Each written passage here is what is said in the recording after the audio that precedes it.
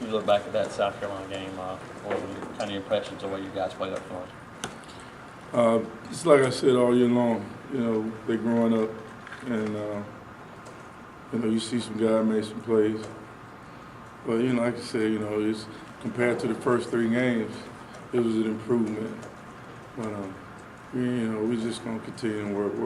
We know where the top guys in the conference are, and that's where we want to be.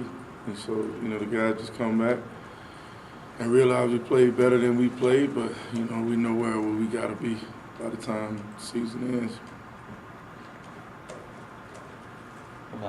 Jay was kind of taken up for D there. You know what? That name just came up last couple of weeks, and it's no surprise to me. I've seen it in the last couple of weeks, last 3 or 4 weeks. A guy that just came to work. It didn't surprise me when he did what he did. And, he's a guy that, like I said, I probably said this last week, I've had him, 5 weeks of camp and 5 games. So he's basically been playing D in 2.5 months.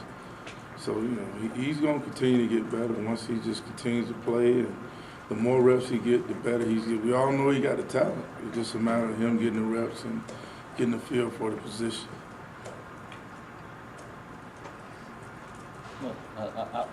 What's different? How tough is it as a defensive lineman when you play a team like Arkansas that may throw it 50 times? As a defensive lineman, this kind of game you want to play in.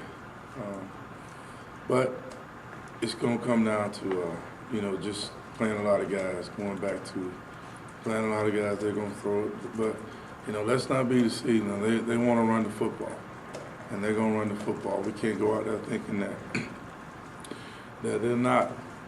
They're going to run the football, and when we get a chance to get back there and get at them, we got to get at them. But, they will run the football, sir. You took Kamai on the road, I guess, last week. Is he just a guy in case somebody gets injured, or is he a guy you can see? No, he was just a guy.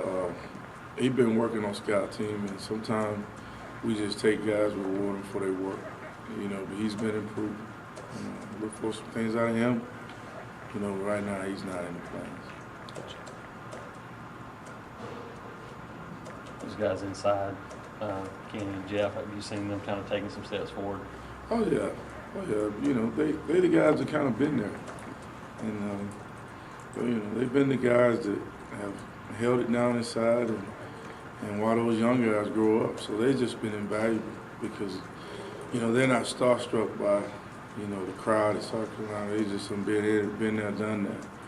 Sometimes you get them younger guys, they got deer in the headlights when they go out in a place like that, and it's like that. But they've really been a cohesive group. They've been tight. And like I said, they've been a good group to work with. And, you haven't seen the best of those guys. Those guys still learning. And, let's not forget they were in high school a year ago. So, each one of them has gotten better.